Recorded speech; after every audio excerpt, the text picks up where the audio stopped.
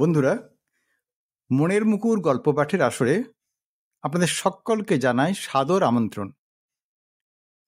আজ আপনাদের জন্য এনেছি একটি হাসিতে ভরপুর শিবরাম চক্রবর্তীর লেখা গল্প ভালুকের স্বর্গলাভ।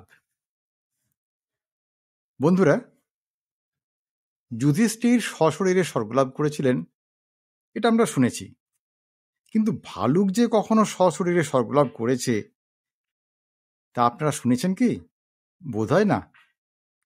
কিন্তু লেখক শিবরাম চক্রবর্তীর কাছে অসম্ভব বলে কিচ্ছু নেই। তাই তিনি ভালুককেও সশরীরে স্বর্গারোহণ করিয়ে তবেই ছেড়েছেন। কিন্তু কিভাবে, তা অবশ্যই জানতে ইচ্ছে করছে। আর তা জানতে হলে আপনাকে অবশ্যই শুনতে হবে এই হাসিতে ভরা আজকের গল্প ভালুকের স্বর্গলাভ। ভালুকদের ওপর আমার বরাবর ঝোঁক, সেই ছোটবেলা থেকেই। দাদার ভালুক শিকারের গল্পটা শুনে অবধি ভালুকদের ওপর আমার ছোটবেলার টানটা যেন হঠাৎ বেড়ে গেল। সবসময় মনে হয় কোনো ফাঁকে একটা ভালুক শিকার করি।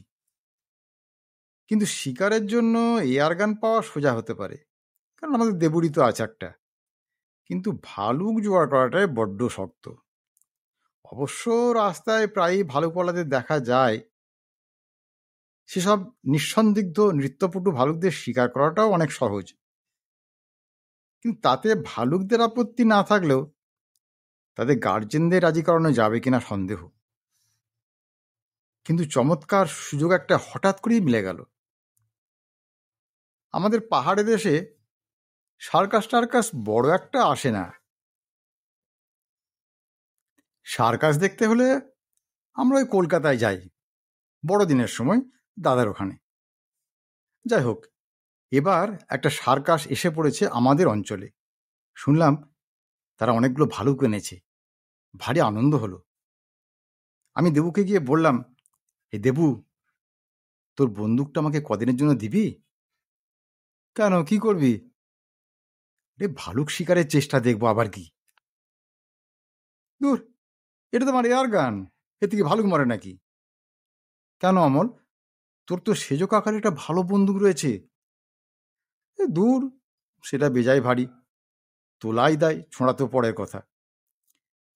তাছাড়া আমি একটা গল্পে পড়েওছি, ওই ভারী বন্দুক ভালুক শিকারের পক্ষে খুব একটা সুবিধেরও নয়।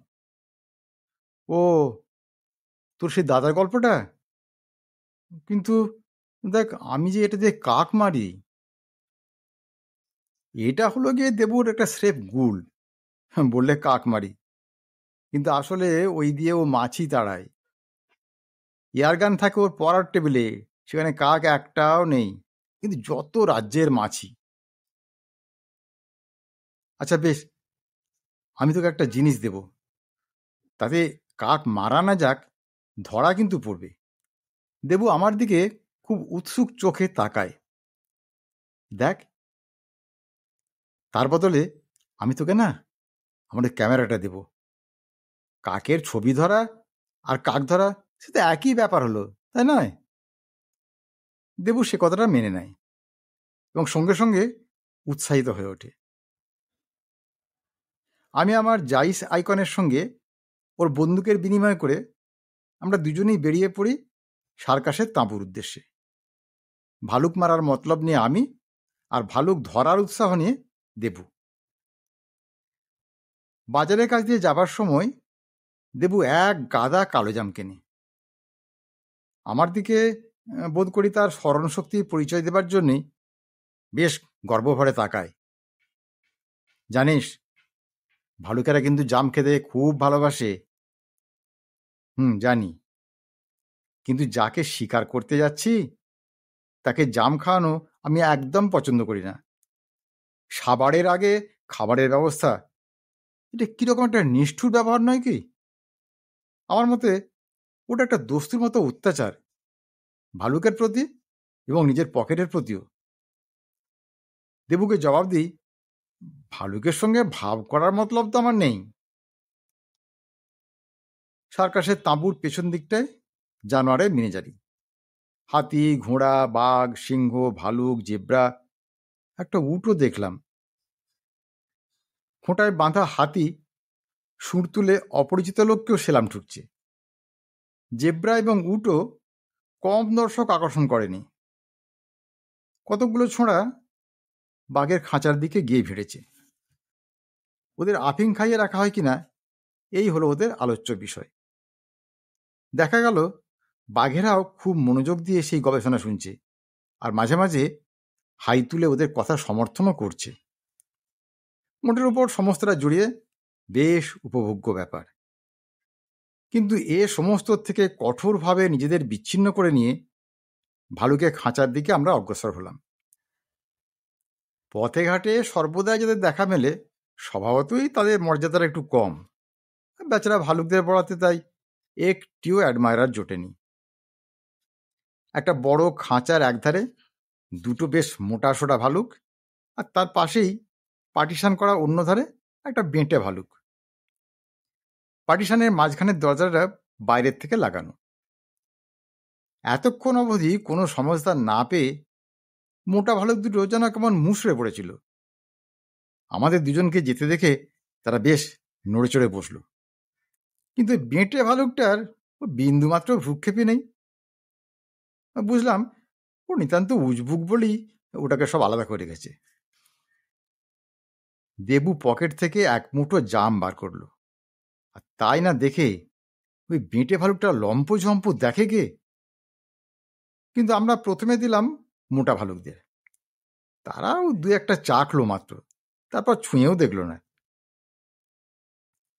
এই ভালুক দুটোর টেস্ট বেশ উঁচু দরের বলতে হবে, কেননা আমরা রাস্তায় চেখে দেখেছি জামগুলো একেবারে অখাদ্য। এমন বিশ্রী জঘন্য জাম আমি জীবনে কখনো দেখিনি।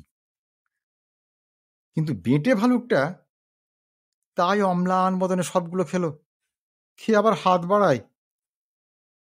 দেবু তখন দু পকেট উল্টিয়ে জানায় যে হোপলেস, তবু তার আগ্রহে নিবৃত্তি হয় না। তখনই বুঝলাম ব্যাটার বুদ্ধিশক্তি একটু কম। দেবু আমার কাছে আবেদন করে, এ অমল, দে না, তোর একটা চকলেট দে না একে।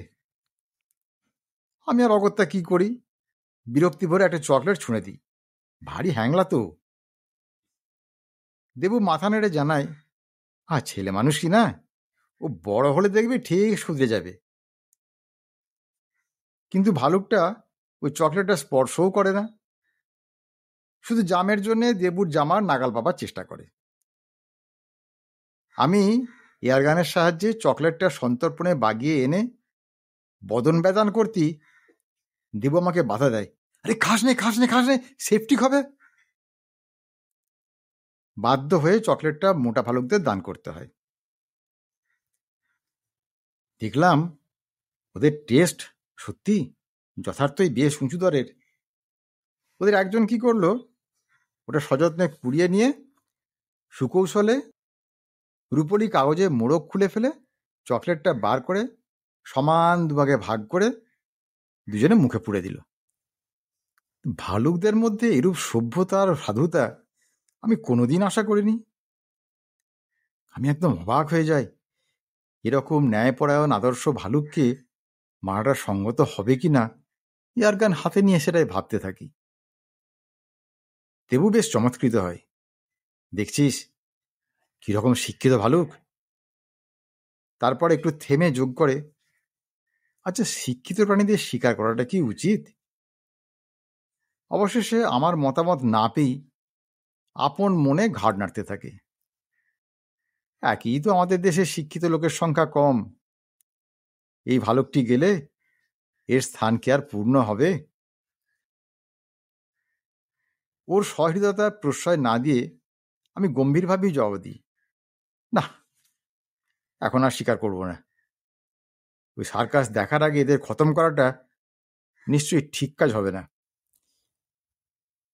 2:30 টিকিট কেটে আমি আর দেবু ঢুকে পড়ি। আমার হাতে দেবুর এয়ারগান, আর দেবুর হাতে আমার ক্যামেরা।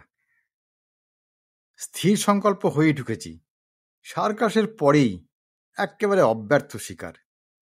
কেননা অনেক ভেবে দেখলাম সার্কাসের সঙ্গে কার্কাসই হচ্ছে একমাত্র মিল, এবং খুব ভালো মিল। শিকারী জগতে ভয়ানক পিছিয়ে রয়েছি। অন্তত আমার পিস্তত দাদা এবং তার মাস্তত বর্দার চেয়ে তো বটেই। সেই অপবাদ আজ আমাকে দূর করতেই হবে। প্রথমেই সেই মোটা ভালুক দুটোকে এরিনায় এনে হাজির করেছে। বেটেটাকে ওদের সঙ্গে না দেখে দেবু একটু ক্ষুণ্ণ হলো। সেই বাচ্চাটাকে আনবে না? আরে ওটা আজ তো জানুয়ারি আছে, এখনো মানুষ হয়ে ওঠেনি কি না? দেবু চুপ করে থাকে। বোধহয় ওর প্রাণের ভালুককে অমানুষ বলাতে ও মনে মনে বেশ দুঃখিত হয়েছে। খানিক বাদে ক্ষুব্ধ কণ্ঠে বলল, হতভাগাটার জন্য জাম এনেছিলাম। আমি ওর দিকে আশ্চর্য হয়ে তাকাই। হ্যাঁ, তোরও বুঝি ভালুক শিকারের মতলব? একরাশ ওই ভিতঘুরে জাম খেয়ে কেউ বাঁচে কখনো? পেটে গেছে কি নির্ঘাত ধনুষ্টঙ্কার? তুই বুঝি জাম খাইয়ে কাজ সারতে চাস? দেবু কোনো উত্তর দেয় না। আমি আশ্বাস দিই, তা বেশ তো, এয়ারগানে ওই জাম পুড়ে ছুঁড়লে সেটাও নেহাত মন্দ হবে না। জাম খাওয়ানোকে জাম খাওয়ানো, আর কামফতেকে কামফতে। দেবু সান্ত্বনা পায় কিনা ওই জানে। দেখি ওর দু পকেটে জামে ভর্তি। ইতিমধ্যে সে মোটা ভালুক দুটো বাইসাইকেলে চেপে এমন অদ্ভুত কসরত দেখাতে থাকে যা নিজের চোখে দেখলেও যেন বিশ্বাস করা যায় না। ভালুকের ভাষা আলাদা না হলে আর আলাপের সুবিধা থাকলে ওদের কাছ থেকে দু একটা সাইকেলের প্যাঁচ শিখে নিলে নেহাত মন্দ হতো না। সেটা সম্ভব কিনা চিন্তা করছি মনে মনে। এমন সময়ে দেবু দীর্ঘ নিঃশ্বাস ছাড়ে। আমার সেজমা কি বলে জানি সমল? দেবুর সেজমা কি বলে জানবার আগ্রহ না থাকলেও জিজ্ঞাসা করি। বলে যে সার্কাসে মানুষে ভালুকের খোলস গায়ে দিয়ে ভালুক সেজে থাকে, বুঝলি? সাইকেলে খেলা দেখে আমার তো তাই মনে হচ্ছে। আমি প্রতিবাদ করি, পাগল, আমি কখনো কোনো দিন কোনো মানুষকে এমনিভাবে অদ্ভুতভাবে সাইকেল চালাতে আমি দেখিনি। এটা কেবল একমাত্র এই ভালুকের পক্ষেই সম্ভব। দেবু ঘাড় নাড়ে। হ্যাঁ, তা বটে। আমি তখন জোর দিয়ে বলি, নিশ্চয়ই তাই। শিক্ষা লাভের ফলে কত কি হয় পড়িসনি বইতে? এ তো কিছুই না। আমি যদি ভালুকটাকে তারের উপর দিয়ে সাইকেল চালাতে দেখি, আমি তাহলে এতটুকুও কিন্তু আশ্চর্য হব না। এমনকি এক্ষুনি যদি তারা স্পষ্ট বাংলায় কথা কইতে শুরু করে দেয়, তা হলেও না। দেবু সায় দেয়, তা বটে। কায়দা কসরত দেখিয়ে ভালুকেরা চলে গেল। একটু পরে যখন একটা হাতি চার পায়ে একটা পিপের পিঠে দাঁড়াবার দুচেষ্টায় গলদঘর্ম হচ্ছে, আমি দেবুকে অপেক্ষা করতে বলে অলক্ষ্যে ওদের অনুসরণ করলাম। দেখলাম কি যে এখন হাতির কসরতের উপরই সকলে যার পর নাই মনোযোগ। এই ভালুক শিকারের হচ্ছে এটাই সুবর্ণ সুযোগ। সার্কাসের পেছন দিকে একেবারে তাঁবুর শেষ প্রান্তে ভালুকের আস্তানা। দূর থেকে দেখে মনে হলো যে ভালুক দুটো যেন নিজেদের মধ্যে বাহাদুরির সব গল্প ফেঁদেছে। বেশ স্পষ্ট দেখলাম ওই ধীরে মোটাটা পিঠ চাপড়ে তার ছোট ভাইটাকে সাবাস দিচ্ছে। ওরা কি ভাষায় কথোপকথন করে আমার জানবার খুব কৌতূহল ছিল, কিন্তু আমাকে দেখতে পাওয়া মাত্রই সেটা একদম বোবা মেরে গেল। আমি বললাম, কি হে ভাইয়ারা, বেশ তো আড্ডা চলছিল, থামলে কেন? আমার কথা শুনে এ ওর মুখের দিকে তাকালো। তার মানে এই ছেলেটা কি বলছে? হ্যাঁ, নিশ্চয়ই আমাদের বুলি ওদের বোধগম্য নয়। তুই স্বদেশি ভালুক না?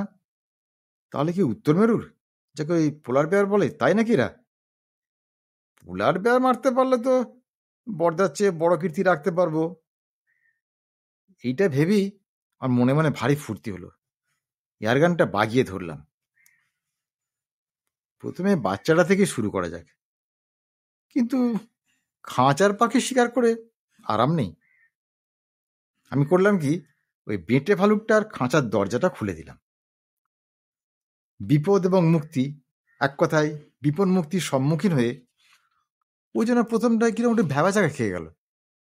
কেননা দেখি অনেক ইতস্তত করে তবে সে খাঁচার নিচে পা বাড়ালো। আর ঠিক এমন সময়ে একটা অঘটন ঘটল। অকস্মাৎ একটা দৈববাণী হলো, পালাও পালাও পালাও, মারাত্মক ভালুক, পালাও এক্ষুনি। চারিদিকে তাকালাম, কেউ কোথাও নেই। সার্কাসের লোকজন সার্কাস নিয়ে ব্যস্ত। তাহলে এটা কার কণ্ঠধ্বনি?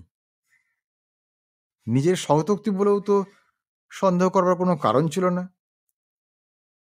ভালো করে চেয়ে দেখি, ওমা, সে মোটা ভালুক দিয়ে একজন হাত নাড়ছে আর ওই কথা বলছি।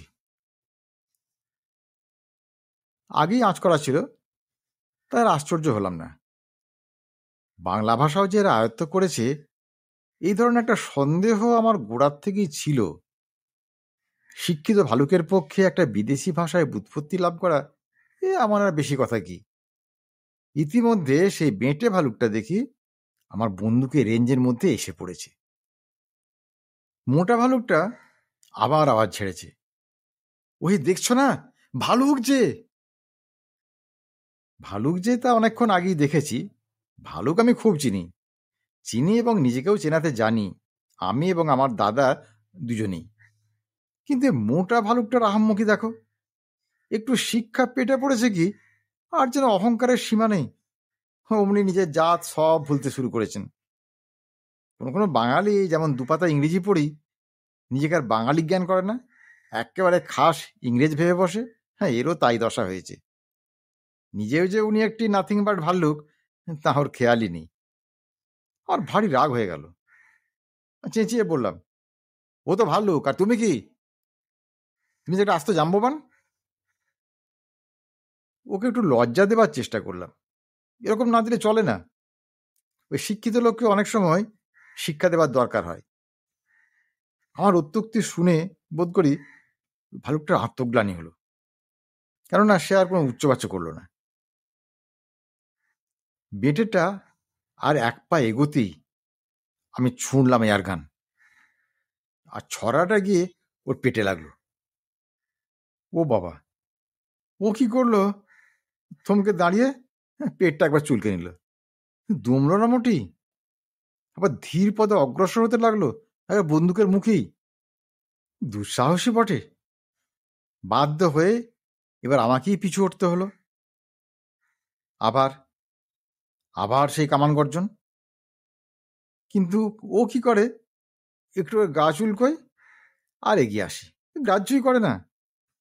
যেন অনেক কালের গুলি খাওয়ার অভ্যেস আছে ওর। বুঝলাম খুব শক্ত শিকারে পাল্লায় পড়া গেছে। আমার বর্দার পড়াতে যা জুটেছিল, ইনি মোটেই তেমন সন্তোষজনক হবেন না। হঠাৎ উনি একটা অদ্ভুত গর্জন করলেন। ওটা বাংলায় কোনো অব্যয় শব্দ কিংবা কোনো অপভাষা কিনা মনে মনে এর একটা আলোচনা করছি, এবং যখন প্রায় সিদ্ধান্ত করে ফেলেছি যে ওই গর্জনের ভাষাটা বাংলা নয়, বরং গ্রিক হলেও হতে পারে, সেই সময়েই ভালুকটা করলো কি, অভদ্রের মতো দৌড়ে এসে অকস্মাৎ আমাকে একটা দারুণ চপের হাত করলো, আর সব বন্দুক আমি 20 হাত দূরে ছিটকে পড়লাম। জানোয়ারদের খাবার জন্য কি শোবার জন্য জানি নে, ওই বিচালি গাদা স্তূপাকার করা ছিল, তার উপরে গিয়ে পড়েছিলাম বলেই বাঁচোয়া। এক মুহূর্তের চিন্তা দিয়ে বুঝলাম, না, কিন্তু গতিক সুবিধের নয়। যে পালায় সেই কীর্তি রাখে, এবং যে কীর্তি রাখতে পারে কেবল সেই বেঁচে যায়, এমন কথা নাকি শাস্ত্রে বলে। আজ যদি শাস্ত্রবাক্য রক্ষা করি, তাহলে বরং কাল ফিরে এসে শিকার আবার করলেও করতে পারি। অতএব চটটা আমার পালনাপক্ষে সাহায্যই করলো। না হেঁটে, না হোটে, এবং না লাফিয়ে।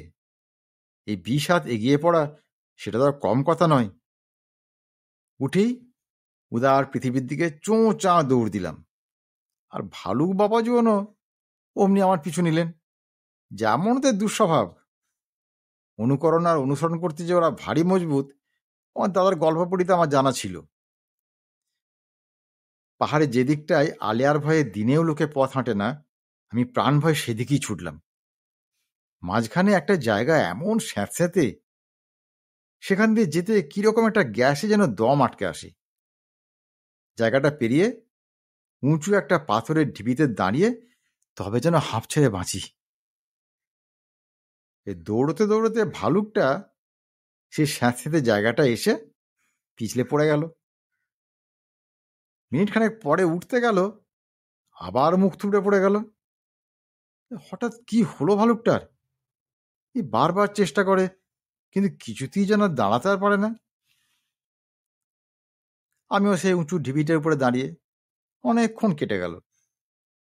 হঠাৎ দেখি ভালুকটা উঁচু হয়েছে, উঠেই দাঁড়িয়েছে। কিন্তু এ কি, মাথার দিকে নয়, লেজের দিকে। এ তো অবাক কাণ্ড। মাথা নিচের দিকে, লেজ উপরের দিকে, এই আবার কি রে? এটা কি তাহলে এখানে আবার সার্কাস শুরু করে দিল নাকি?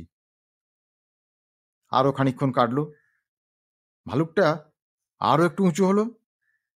আমি ভালো করে চোখ রগড়ে দেখি, ও দাদা, এই যে একেবারে মাটি ছেড়ে উঠে পড়েছে। দাঁড়িয়ে আছে বলতে হবে, যদিও তার মাথাটাই নিচে আর পাটা উপরের দিকে। ভালুকটা দুহাত দিয়ে মাটি আঁকড়াবার প্রাণপণ চেষ্টা করছে, কিন্তু তার আকাশে পদাঘাত করাই সার। কেননা পৃথিবী আর তার মধ্যে তখন 2 হাতের ফারাক, মাটির নাগাল পাওয়া ভারী মুশকিল। খানিক বাদে ভালুকটা উড়তে শুরু করলো। ভালুক উড়ছে, এ কখনো কল্পনা করতে পারো? কিন্তু না, এ আমার সচক্ষে দেখা, একটুও মিথ্যে কথা নয়। আমার হাত থেকে এয়ারগানটা খসে পড়ল। উড়তে উড়তে ভালুকটা একবারে আমার মাথার কাছাকাছি পর্যন্ত এসে গেল। আমি যা হোক করে একটু বসে পড়ে আত্মরক্ষা করলাম। ও যেরকম হাত বাড়িয়েছিল, ঠিক এই ডুবন্ত লোক যেভাবে কুটো ধরতে যায়, আর একটু হলেই আমাকে ধরে ফেলেছিল আর কি। ওর চোখে এক অসহায় সপ্রশ্ন দৃষ্টি। ভাবটা যেন এরকম, হায়, আমার এ কি হলো? আমাকে ধরতে ওকে সাহায্য না করায় ও যেন আমার উপর খুব বিরক্ত আর মর্মাহত হয়েছে। সেটা ওর মুখ দেখলেই বেশ বুঝতে পারা যায়। আমি লক্ষ্য করে দেখলাম ওর পেটটা ভয়ানক ফেঁপে উঠেছে। 4টে জয়ঢাক এক করলে যা হয় ঠিক সেই সাইজের, ঠিক যেন একটা রক্তমাংসের বেলুন। ভালুকটা ক্রমশই উপরের দিকে যেতে লাগলো, লেজ সর্বাগ্রে। দেখতে দেখতে সূক্ষ্ম থেকে সূক্ষ্মতর হয়ে অবশেষে বিন্দুমাত্রে পরিণত হলো। তারপর চোখের পলকে অনন্ত শূন্য অদৃশ্য হয়ে গেল। অমল ভ্রাতা জীবনের শিকার কাহিনী পাঠে বিজ্ঞানবিদ পাঠক হয়তো এই ব্যাখ্যা দেবেন যে বেচারা ভালুক যে স্যাঁতস্যাঁতে জায়গায় হুমড়ি খেয়ে পড়ে, সেখানটায় প্রাকৃতিক গ্যাসের প্রাদুর্ভাব ছিল। সেই গ্যাস উদরস্থ করার ফলেই বাবাজি বেলুনে পরিণত হয়েছিলেন। কিন্তু আমার তা মনে হয় না। আমার বিশ্বাস ওই ভালুকটা ছিল অতিরিক্ত পুণ্যাত্মা। কেননা সশরীরে স্বর্গারোহণের সৌভাগ্য খুব কম লোকেরই হয়। এভাবে মহাপ্রস্থানের পথে যাবার অ্যাক্সিডেন্ট এ পর্যন্ত মোটে 4 জনের হয়েছে এই ভালুক নন্দনকে ধরে, যাদের মধ্যে কেবল একজন মাত্র দুর্বিপাক কাটিয়ে কোনো গতিকে স্বস্থানে ফিরতে পেরেছেন। প্রথম গেছিলেন স্বয়ং যুধিষ্ঠির, দ্বিতীয় তাঁরই সমভিবাহারী জনৈক কুকুর শাবক, আর তৃতীয় আমার বন্ধু শ্রীযুক্ত প্রবোধ কুমার সান্যাল, আর চতুর্থ এদের কারোর চেয়ে কোনো অংশে কম নয়। আজকের গল্প তাহলে এখানেই শেষ করছি। বন্ধুরা, যদি গল্পটি আপনাদের ভালো লাগে তাহলে অবশ্যই একটি লাইক দেবেন ও ভিডিওটি শেয়ার করবেন। আর মনের মুকুর চ্যানেলটি সাবস্ক্রাইব করে আমাকে আরও অনুপ্রাণিত করবেন। আর গল্পটি কেমন লাগলো তা কমেন্ট করে জানাতে যেন ভুলবেন না। নমস্কার।